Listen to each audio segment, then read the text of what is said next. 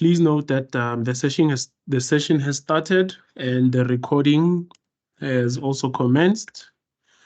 We will be going through just one particular function of the Nsdms, but I'm just going to share my screen quickly. Good morning once more, colleagues, and welcome to the fourth installment of our SDF webinar series.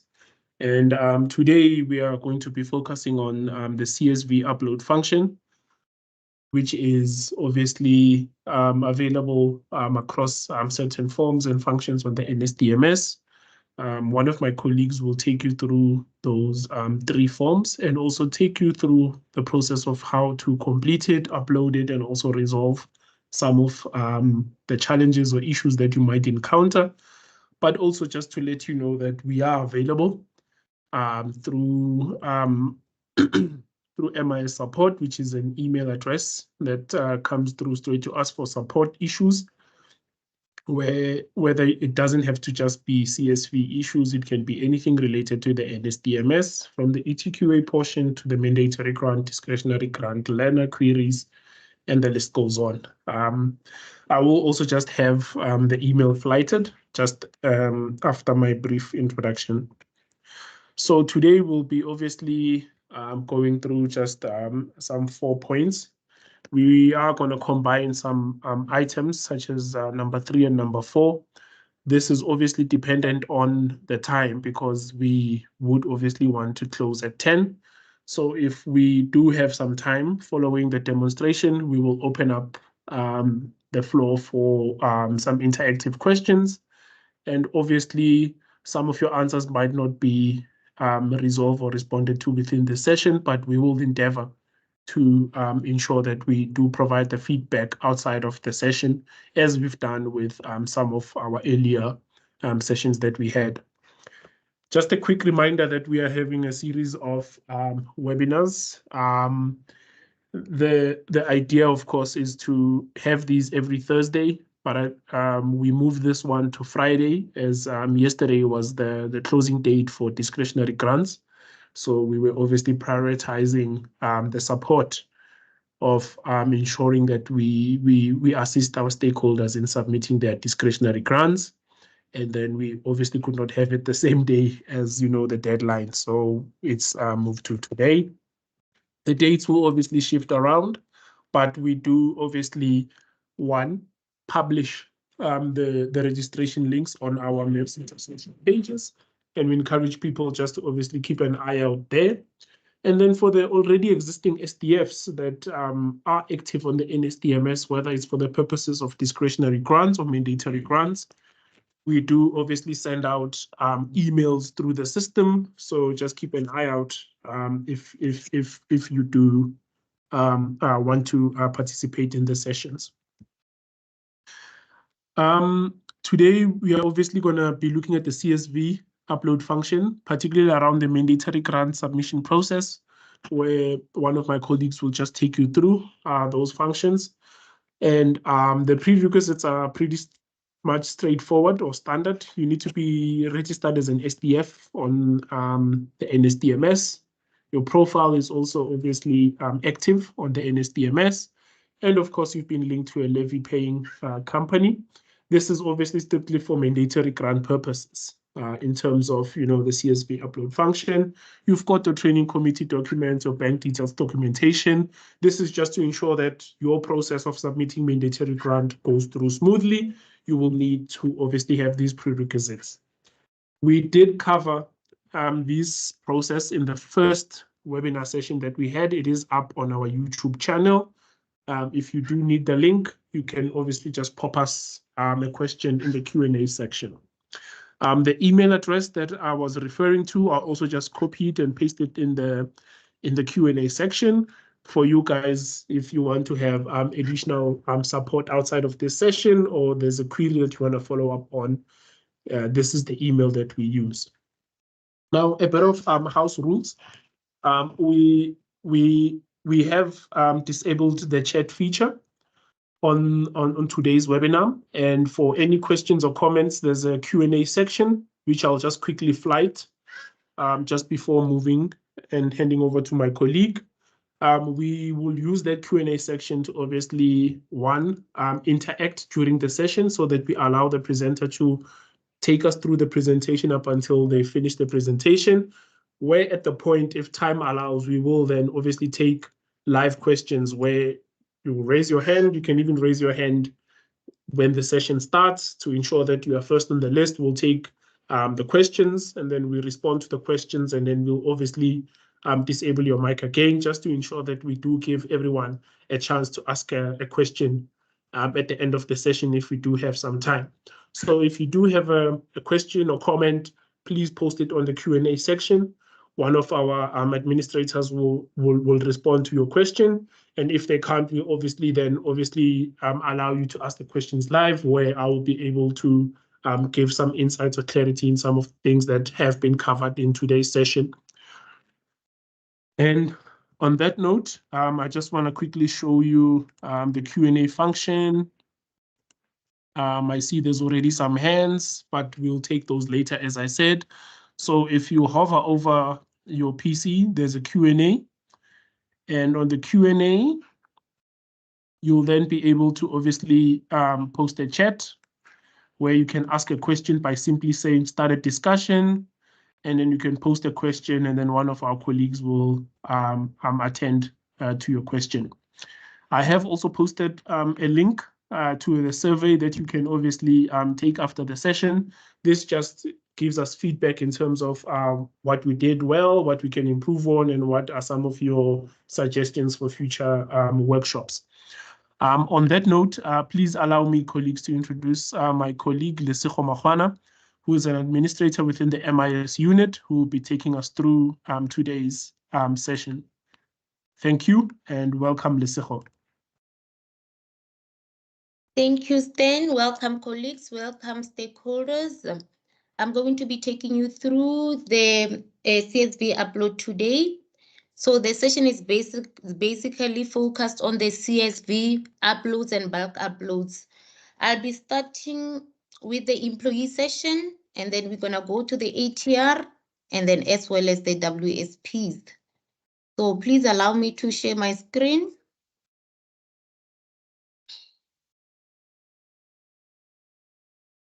There we go. Okay. So if you have a look at my screen, as I always say, here is the link for our production site. And this is the link that I'll be using for today's purpose. That's the testing site that we use. So for this purpose, I'm just going to show you the templates using the templates that are posted on a production. And I'm going to switch on from the production side to the UAT side to ensure that we are doing the uploads on the other side. So I'm going to be logging in on the production side. Once you are logged in on the production side, you have an option. If you look at your menu bar, there's an option that says templates. So basically, these are the templates that you need to be having prior, or these are the downloads that you need to ensure whenever you're doing your CSV uploads. Ensure that you have your, if you look at it, there's a policy there that tells you all the details that you need to know. The second tab, when you click on it, it's the FOO code, and there's a specialization codes for it. Let me open on this one, the 2024 one. Yes. Okay. Yeah. So there we go. Then you've got your employee CSV templates as well, including the user guide, as well as the CSV codes. So I've seen colleagues are having a battle or a challenge when they get to this area, because what they're expecting is that obviously when you click on, when you expand this row as an example, and when you click on the tab to check the templates, you're expecting the download to happen. But what you need to do is to ensure that you scroll down right at the bottom, and you will get your download file there. Then once you click on it, that's when now you'll get to see the downloaded file. We've got the employee CSV codes as well. When you click on it, you do have an option to click on the download tab. And when you click on the open file, That's when now you are able to populate. So for all the templates, ensure that you do have, you scroll down to get to the download icon, click on the download tab, and then it will open any file that you need to open and use for your CSV uploads. So for today's session, I'm going to be logging in with the same profile that we always use when we are doing webinars. So please allow me to log in. There we go. We've got a profile, MatMac profile. And as Stanley had already said, you need to be having an active company, and the company will then have to be linked to all the relevant information that is needed. So the first thing that we do, the CSV upload tab, you need to click on the company. When you click on the company, like you were doing when you were doing your SCF registrations, and you have the option to lock and unlock the file. So ensure that you open the padlock. When you click on it, this is one thing that when you are under company management, ensure that the tab is always populating and it's active. It has pre-populated the information that you have captured. So the first CSV upload that you come across when you get to your company profile is at this tab where you get to your employees table. You do have an option that I took you through the last time when we were doing the company registration, where we were populating these two employees to say they are part of the company. But in this case, because basically today's session is focused on the CSV upload, then this is our focus for today. When you click the plus icon, and you can see what there's a plus sign that says select the file that you want to upload for these entities, the employees. So you cannot, whenever you doing your CSV uploads, ensure that you have downloaded the templates. And once you have downloaded the templates, it makes it easier. For an example, this is now how the templates will then look like. This is how the templates will look like for the employee one. Just hang on. I will want to show you. There we go.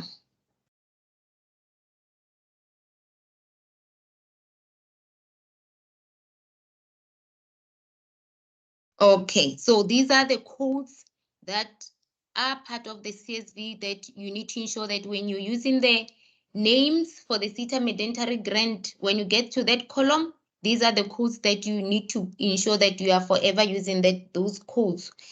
And that's the import codes that we're using. So ensure that when you have the templates, when you've got option to open. Yeah. So when you look at it, you can see that ensure that this is the right syntax. Ensure that this is the right format and the syntax that you must always, and that forever that you are following the correct syntax, because colleagues, we've got issues that you might download the incorrect CSV templates, or maybe you corrupt it or you edit it and update and do some amendments. Then when you get to the upload portion, it will then obviously give you an issues. So what I'm going to do for the purpose, I'm going to start with the CSV uploads that is having the issues, and then we're going to work on that one, ensure that the issues are resolved. First thing first that you're going to do, you upload the CSV. This is the one that is having the issues that I've got. Then we're going to work on the issues. So if you look at it, the first thing that it says here is complaining about the number, because, and I've mentioned this and emphasized it on our previous session. So what it does, your CSV upload, it checks the number of employees from the company, from this page, from the company information page. So you must always forever ensure that you have the relevant number. So in this case, I'm going to be saying I had 2, and on my CSV, I've got 4 employees. So I'm going to update it to make it a 6. And once it's a 6, click again, go back to my CSV upload. This is what we're doing, -1 to show how are we then going to correct it. So this is the negative CSV uploads. Is still complaining about the number. So what you can do, let's get here to our employees, initial employees that we're having. Ensure that let's just remove these ones. So you have the options to say, if you're not sure of the number that you had initially, as an example, ensure that you remove the tabs you have. You do have an option to remove them one by one, or you can just remove the entire. So whenever you get to this option, ensure that you have nothing so that you can do your calculations right. You have the option to delete all the employees that were entered initially, and you can then proceed. I'm going to select this one. That's a negative thing that you must always ensure in terms of the number. So this is also where now it's gonna, okay. So let's update this one, because on the CSV we have 4. And on the company information, we have 6. So I'm gonna make it a 4. And this is our negative test, and then you submit it. So once this is done, go to your employee tabs. Ensure that you have the relevant one with the right numbers. It's still complaining about the number. And I have to open my CSV. So let's see how many do I have here.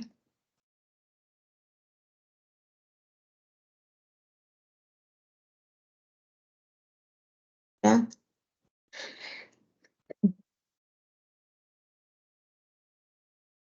Okay. So it means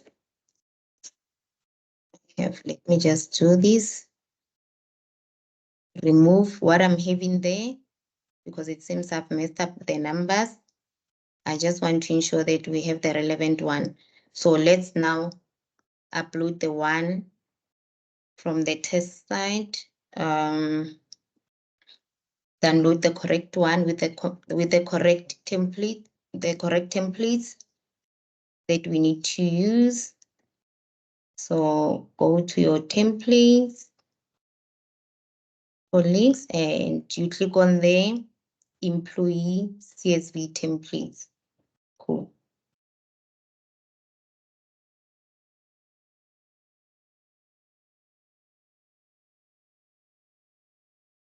Go.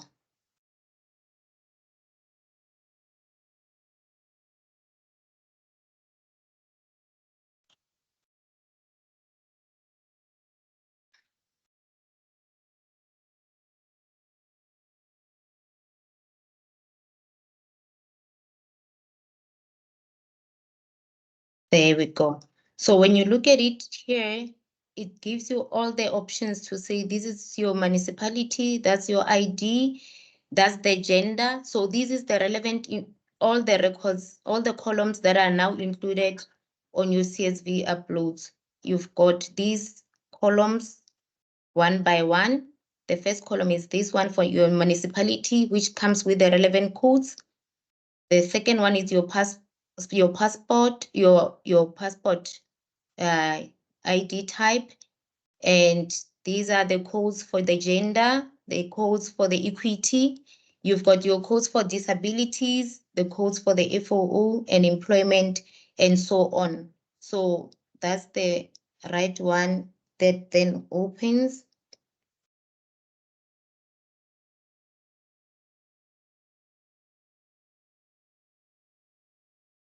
Okay. So I'm gonna use one of my archives, because I want information that is not correct for this one.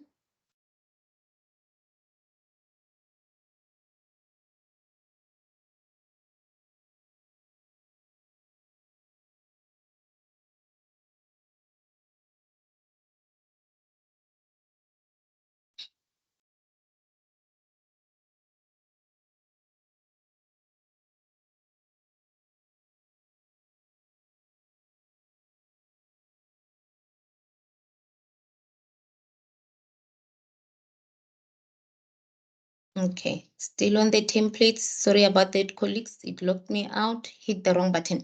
Okay, there we go. So what I'm saying is that let's go to get the old information so that we can get the one with errors and upload the one that is not correct. For example, these ones.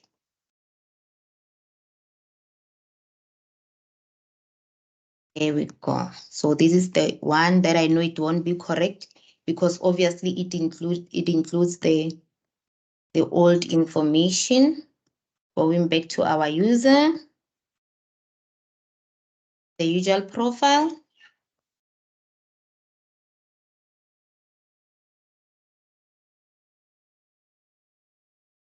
There we go. Company management. Depend on the company. It populates the records. Click on the employees and click on the CSV uploads. Select the file to upload. So we just uploaded one file now with the incorrect data that I'm going to correct. Okay. So what are we saying? Are we saying, okay, there we go. So we're saying we've got 4 records here. Then let's see how many number of the employee records do we have? So we do have 4 under here as well. Okay, there we go. Please, yes, me.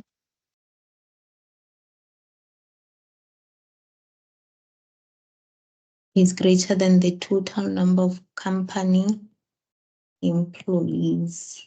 Okay, so basically what it says is that what I have there, the number of employees there, it's greater than the numbers. So I'm updating to be a 5 and CSV upload.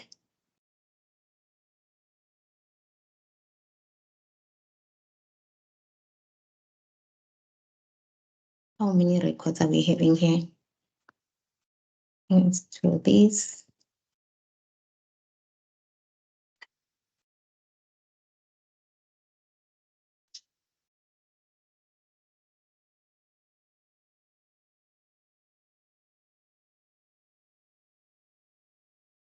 It's 4. So I was populating the incorrect one.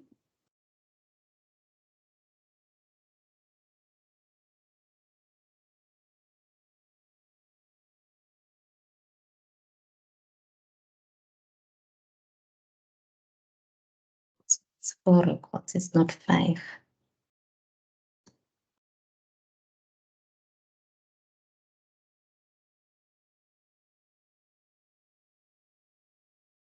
There we go.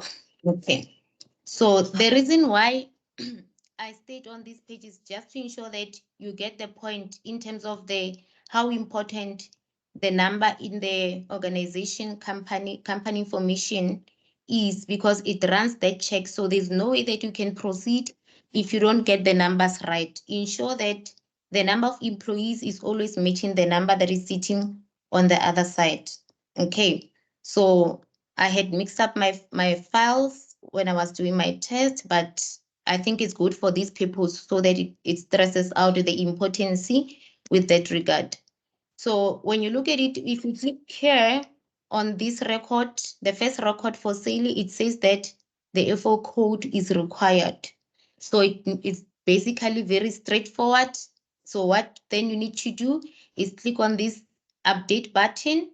When you click on the update button, and when you get to here, then you've got an option to select the relevant FO code because what it says invalid, but when you look at it, there was no record. So you update the FO codes, click on the submit button, and then what it does, it then takes the first tray that has just been corrected.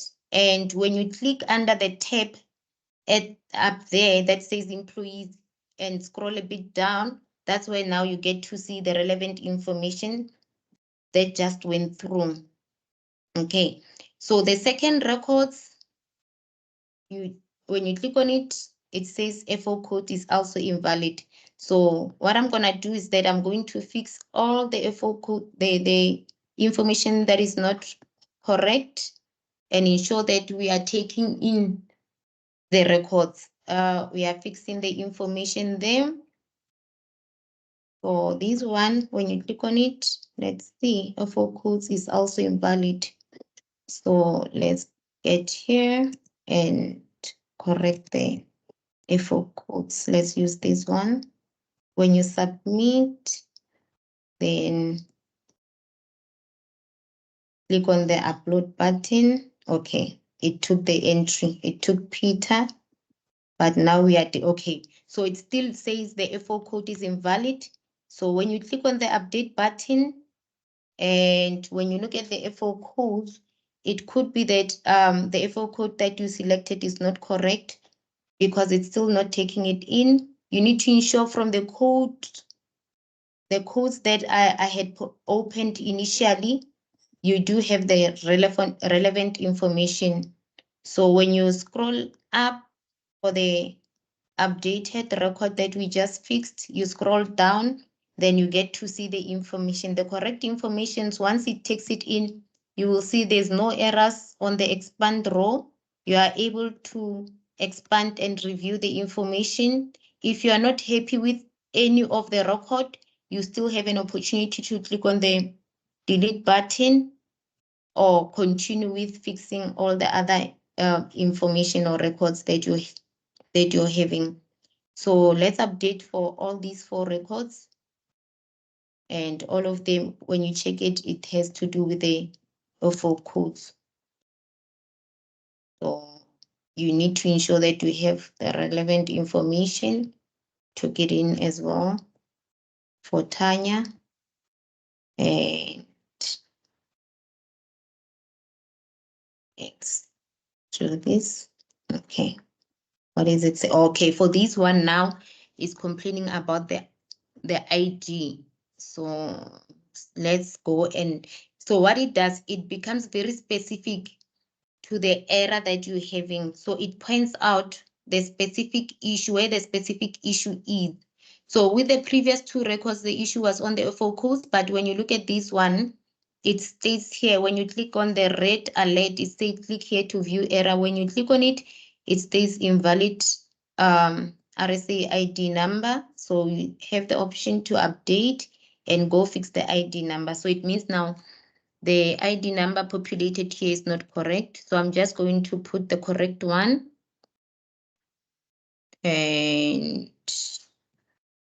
make sure that it's fixed. So I'm submitting the ID number. Then it says updated successfully, meaning that the update has been done.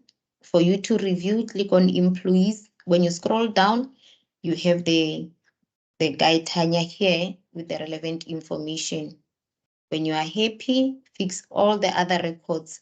So basically, when you get to the CSV, this one is also complaining about the RSA ID. So when you get to this point, ensure that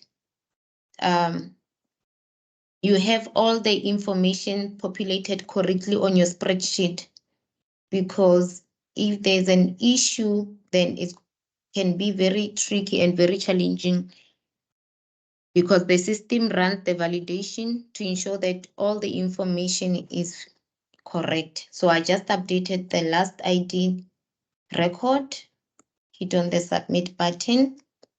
There you go. So to ensure that all the records from your CSV has been uploaded, you can only check under your employees tab. When you click on the icon, all the records should be there and they shouldn't be showing any flags, any red alerts to say there are issues, to show that all the entries are correct and you are good to go. So the similar way that you have dealt with your employees report is the same way that you then now have to deal with your ATR. Where do we get our ATR? CSV upload. You go your under grant application. It's basically for MGs. And when you click on the view edit grant, you've got your ATR report here. So when you look at this page, you won't be able to get any CSV option. You only have the option to download, but the upload CSV is not there, because what you are saying is that you haven't trained any guys. So you have to ensure that you have completed these questions, the ATR report questions. So when you click on that you have trained automatically, then that's when now your upload CSV option becomes active. And similar way to say, have you deviated from the WSP or not? So you need to have information, but the one that populates and ensure that you have your CSV upload is that have you completed a training in the previous years. So you have your option for to upload your ATR. Then you click on the upload. It says that it does tell you that you do have an option to upload in batches of 20,000 only, meaning that the maximum tray that the system takes is up to 20,000 entries on your CSV, meaning that that's the maximum that you can have on one spreadsheet, meaning that, but then it does allow you to take it in a bulk, meaning you can have your first entry of 20,000 and have another entry of 20,000, and which will then become batches. You split them into being the batches. So I'm gonna get here to my ATR folders, and this is now if they my ATR template for 2025. So if you look at it, this is the entries for ATR. So it all went through because the spreadsheet that I've put, I had ensured that we have relevant information. But let me go to the ATR templates, download it, and show you this site that what is expected when you get to your ATR. So when you are talking about your ATR and WSP templates, this is basically how it looks like. I had showed it earlier, but let's close this.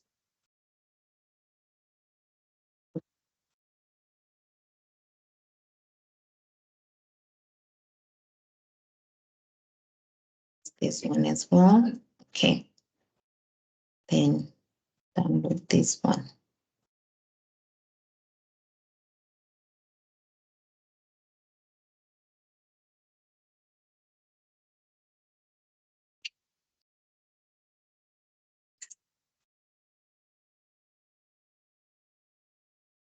Okay.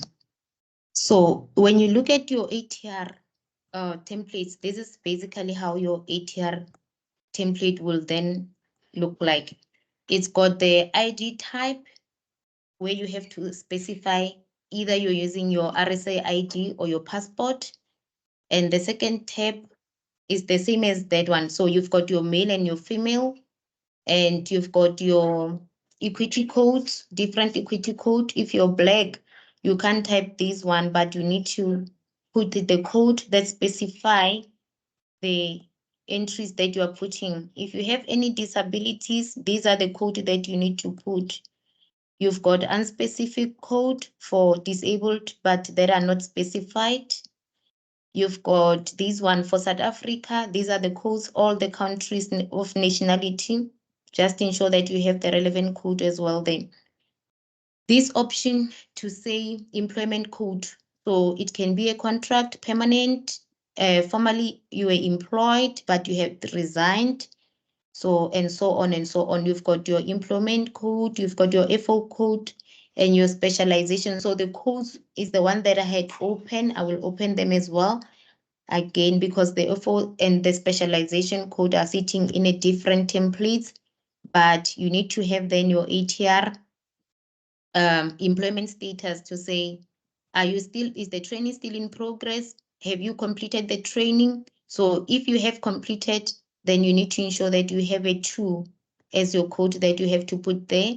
Get into your funding code. Are you SETA mandatory grant that the learner that is linked to, or is the learner linked to now to the SETA funded, the SETA discretionary? If it's for DG funding, then you need to have to specify it.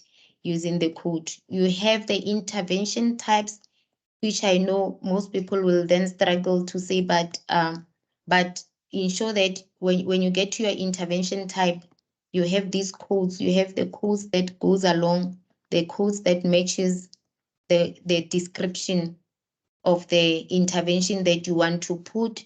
But how we've done it is that when you type using the description, and the system can also populate it, but for CSV, you just need to ensure that you have the correct information there to say if it's employed skills, bursaries, and here's the code that then you populate on the. If it's ABET, ensure that you have the relevant code. If the learner is now linked to new partially bursary for that are unemployed, then the code should then be 53. So these are very crucial information that you ensure that when you have your ATR, you follow the similar syntax. So same thing with your intervention type is the same criteria for your qualification code, as well as the skill sets and the skills programs. You need to ensure that if you have the relevant skills program that is linked to that specific learner who's doing training or who trained in the previous years that they were doing this specific intervention or the skills program, or whatever the case may be. So those is the very essential, very critical and very important information that you need to ensure that you have. And this is another way to say, okay, maybe you've put the record, it took it in, but you're not happy or you have done a mistake. You have an option to click here and update. If the FO code that you selected is not correct, the system does give you an option to update the entries, a single entry, and click on the submit. If you look at it, it was a missing for FO code, and now it has been updated. You have another option to say, no, I'm not happy with the full record. Here's my delete icon to say, let me delete one item from my ATR reports. And once the item is gone, you do have an option to ensure that you populate that information here. Maybe just correcting that one single record, you do have an option to put it manually or delete the entire CSV entries. Are you sure you want to, before you delete the entire CSV, the system will ask you, are you sure you want to now delete the entire CSV entry that you have entered? You do have the option to say yes and delete all. Click on yes, then it goes. All the CSV entries has been gone. They are no longer here. And if there's information here, you have an option to clear that one record if you're not happy with it. So basically the same way that you are uploading your ATR is the similar way that you can upload, that you have to upload your WSP as well. So they basically following the very similar syntax in terms of the CSV upload. So I'm just going to upload it, and our program, I believe it was short and simple. So here select, I'm just going to select for my WSP now. So for WSP, go to my downloads, check for my WSP folder. And here are my WSP entries that are correct.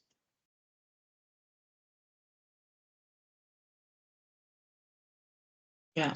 So I know people are going to be asking a lot of questions in terms of when you're uploading like the 20,000 entries, the system does go this slow and it won't show a pop-up, but for you, because most of the time you'll find someone saying, but I've stayed on the system and it has been processing for the past 5 to 10 minutes.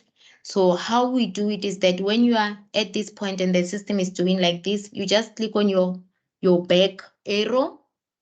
So you click on the back tab and go back to the page, and then you will find that it had actually uploaded. So that's the trick that we're using. That's the trick that we're using for the entries. So when you get to your WSP, when you look at it, here's the entries that you have just uploaded. And I think for today, we have covered the uploads. And thank you so much, Stan, for your time. Thank you, colleagues. That's it from me. Thanks. All right, not a problem. Yeah, thank you so much, Lesego, for obviously taking us through the process of covering the company details information, where there's also a CSV upload function available. And of course, I'm addressing some of the known issues or items that might come up on that specific page. And also for taking us through the ATR, some of the challenges, and also ways around working through the upload process, and of course how we can then obviously end up fixing the issues that might arise from the uploads on the system themselves, but also highlighting that in case there's a few records, SDFs do have the option to actually capture the information on the system itself without making use of the CSV upload template. I think the CSV upload template primarily is for, those heavy or large numbers in terms of records where one might not have the time to capture the records one by one.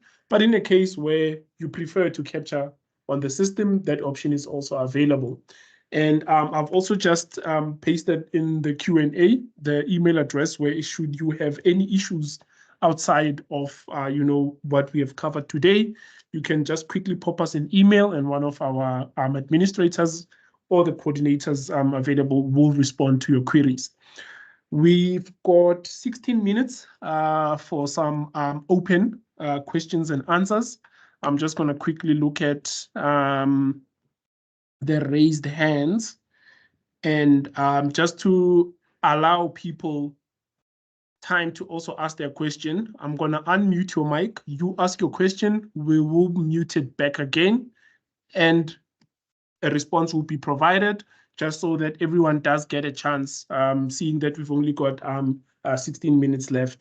Just to repeat, I will unmute your mic, I will call out your name, you ask your question, then we respond to your question, and then we move on to the next person in the queue. All right.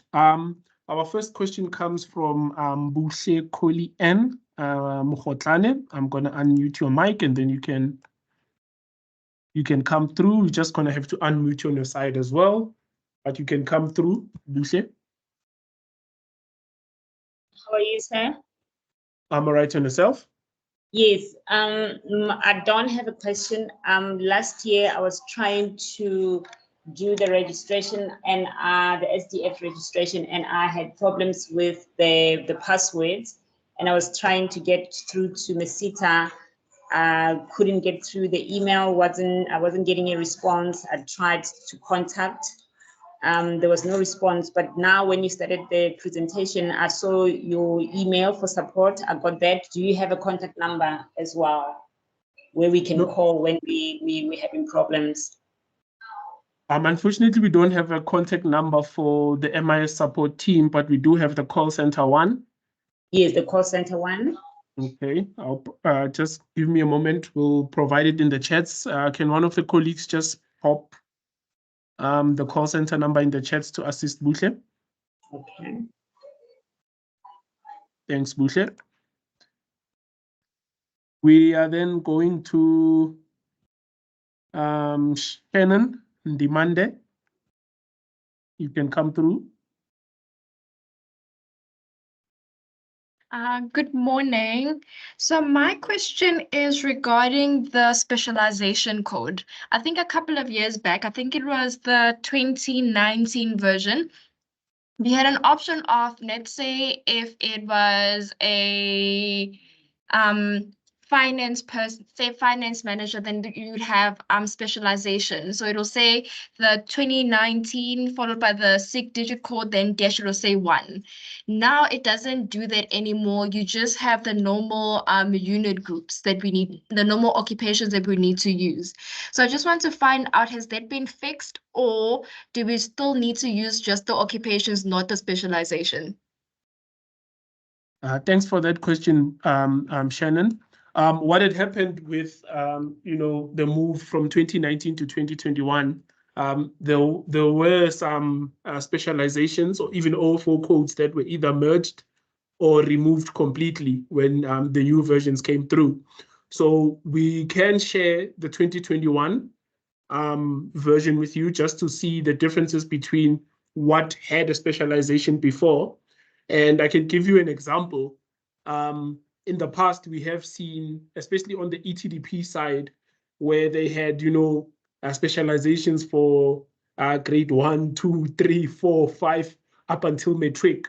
And when the 2021 version came, they only had elementary school, intermediary, high school. So those were the specializations, just to obviously kind of consolidate those specializations. So in the instance where there is no specialization, I would advise that you do select the OFO code group, and that will obviously ensure that the person that you're reporting to is correctly classified. But we will share the OFO code version just to see if there is a specialization that has replaced the previously available one as well. We are allowing, I hope I pronounced your name correctly, Asia Raoult.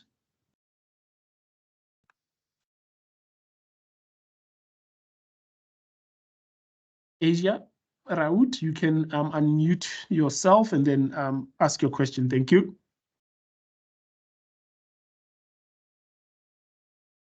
Oh, okay. I think Asia dropped their hand. Asia?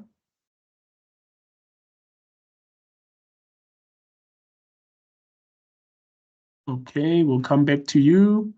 And then we've got a Krista Sharp. You can unmute your mic and then come through before we toggle back to Asia. Good morning.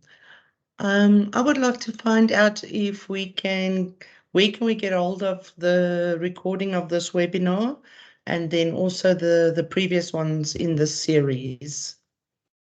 Okay. What we can do is that they are on our Mercita YouTube page.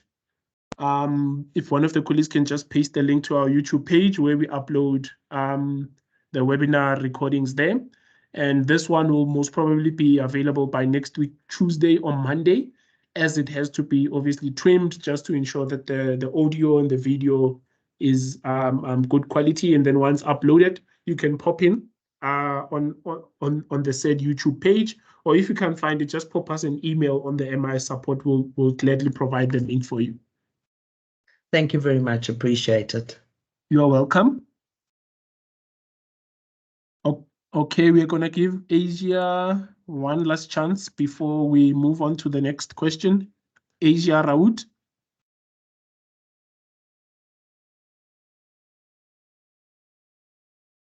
Okay, we are moving along. We've got a question from, Nogulunga Ndlovu. Nogulunga Ndlovu, you can unmute and ask your question. Good morning, colleagues. Thank you so much for the opportunity and for this intervention. I just want to find out, how can we ensure the accurate capture of data in the CSV file? Like, will we be required to convert data into text formats in the CSV file that you'll be downloading in order to match the version of data as the CSV file is downloaded? The reason I ask, my question stems from, I've observed that when data is transferred to the Nsdms using the CSV file, certain ID numbers are occasionally replaced with zeros. So, and also at times, in some instances, where there'll be like the Nsdms will fail to retrieve the dates correctly. So, what are the specific formats requirements that are necessary for the CSV file before we upload it on the Nsdms? Thank you. All right. Thanks, Noglunga. I think when it comes to the ID numbers, it can be quite tricky in terms of, our fellow youths born in 2000. As you know, the numbers, it cuts the first two numbers and then it starts with the months and the dates. I think what we can do, Noglunga, is just to obviously assist you on a case-by-case basis, where if you pop us an email, we will look at the data that you have and then assist just to get you to be able to upload. But for your ID numbers, the text format for ID numbers will work. And then, of course, for dates, it's the date format. Now, we will confirm when we engage just to say, you know what, the reason why your dates are not working, it might be incorrectly formatted as not, it's not month, day, year. It might be day, month, year, because of when you download it, it then takes the format of your laptop settings, if I may call it that. So if you allow us maybe just to engage further, and this is also open for other colleagues that might have the same issue, let's just engage further so that we ensure that we don't give a generic response, but we assist you based on the type of data that you have. We are moving along. I would like to call to the floor Claudette Matthews. Yes, well done. Thank you for pronouncing that correctly. Just a very, very blunt question, and I'm sorry for asking it and I'm wasting people's time, but I need to know, what is the time period for reporting for WSP ATR? If you can just give me the exact dates, I just want to write them down again. Okay, our time periods, the window opens the 1st of February and it closes on the 30th of April. Not necessarily the windows, the reporting period. Oh, sorry, it's 1st March 2023 up until 31 March 2024. So it's a financial year. 2024. So for, that's for your ATR and then your WSP is, of course, from the 1st of April planning forward. 1st of April 2024. Yeah. Perfect. Now, I did write that down. I just wanted to confirm, and I'm sorry if it was a blunt question. Thank you. Not a problem. You're welcome, Claudette. Okay. We are moving to Nkosi Nukubonga Shabalala. Let me just. Nkosi Nukubonga Shabalala, you can come through. Good morning, everybody. I have a question. It's not really a question. I don't know how you can help me because I've sent my queries to MIS support and with no luck. I've said with my CLO, Namhla, and Mr. Simon Mbele, and nothing has happened. I'm struggling to do the upload since last year. So what happens is, like, I will do the upload, right, and then I'll get a few error messages here and there, but the update button doesn't work. So that means I have to delete and upload it again. When I do that, then that means it's the whole information is lost. Then there's no data at all. So it keeps happening every now and then, and it's not because I'm using the wrong template, because I've done this with Namhla, with Simon, with Dimpo, like, and now we're gonna submit the new grant, the monetary grant, and then yet I'm still sitting with this problem from last year. So how can you assist me? And please don't give me the MIS support email, because I've done that and then there was no response. Okay, I was going to actually direct you to the MIS support, and the only reason for that is that what we have done is we as the MIS, maybe let me separate this. The MIS support was historically manned and managed by our call center colleagues. Now, through various engagements, we saw that there's a gap that needed to be filled in. And by that gap being filled in is, of course, having some of the technical guys who are here in this session as well to have access to the mailbox so that we can intercept some of the issues without them going through the call center to CLO to MIS internally. So what we did, we cut out those two processes. Hence, I'm saying that if you do send it now, and ever since we started this webinar series, we have been advocating for queries to be sent there, because what we did, we've added our technical resources on that mailbox as well. So that ensures that you will have a response. Some of the colleagues that have joined in the previous webinars or the sessions can attest that they have found response much more quicker. We have improved, and this is because we have added more resources from the technical side as well. So if you do forward that query, to that mailbox, it will get responded to. So hence, I encourage you just to forward that, and we will assist. Okay, we are going. Oh, there's no surname here, but it's Vilma. If you can unmute, and I'm also just cognizant of the time. We've got 3 minutes left, colleagues. Vilma, you can come through. Thank you. Just a question. Every year we use the OFO codes as listed on the Masito website. We download it and that's what we use. But when we upload using the CSV, most of the OFO codes are indicated as being incorrect. And then we've got to physically sit and update 250 employees manually. Now, we only have 250. What about companies with thousands of employees? It's impossible to do that. And I've been reporting on this problem for the last 4 years. Has that been addressed now? Then there's, if it doesn't work, there's no use in using the CSV files in any case, and you can just start straight from the beginning and do everything manually. Yes. That's the one question. And the second question, you indicated that there's a Q&A tab where you published information. Where do we find that on the screen? Because I can't access the Q&A button, so I don't see it anywhere on the screen. It should be next to your chat feature on Teams that you joined on.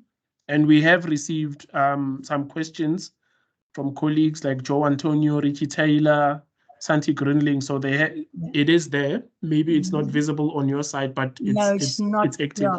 Yeah, it's not visible on my side. I only have the show conversation one, which we cannot use, but I don't see any Q&A tab on my list.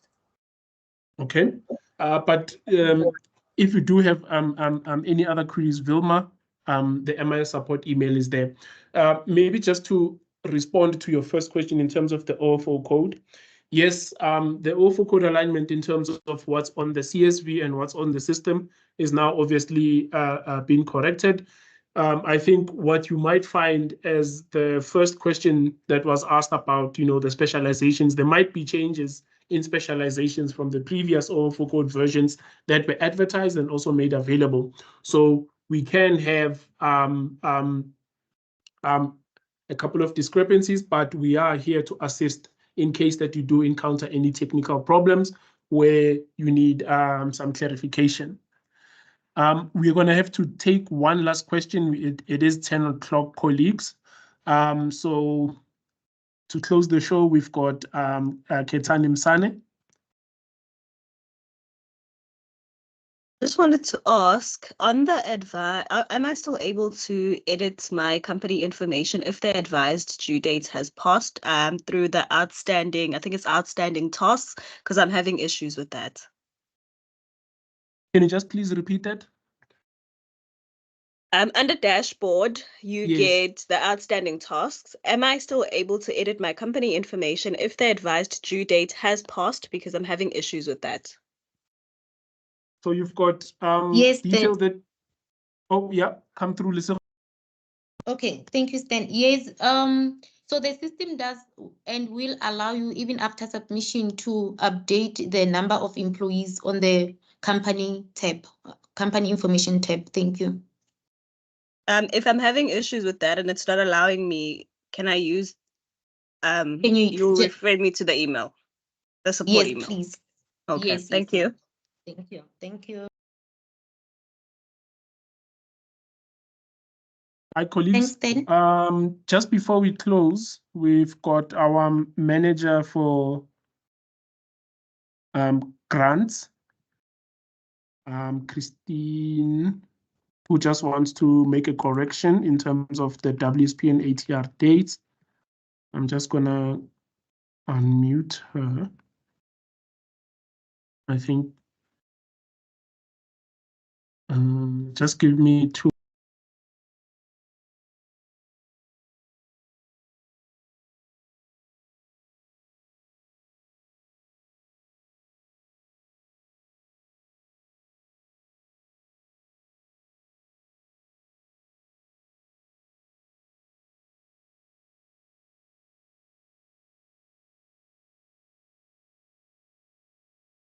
Hi, colleagues. We can't seem to get a hold of Christine.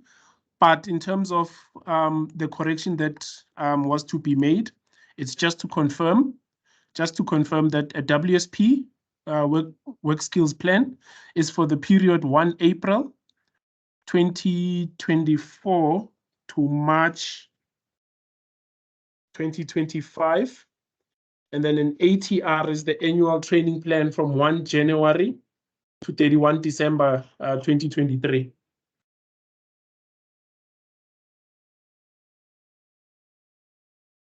Okay. All right, I think with that being said, we can then safely close the session, colleagues. Thank you so much for availing yourselves, and have a lovely day further and a blessed weekend.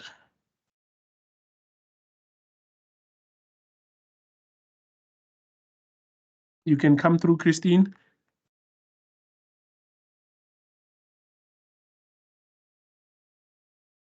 Then I see everyone is already leaving the meeting. All right, we'll talk afterwards.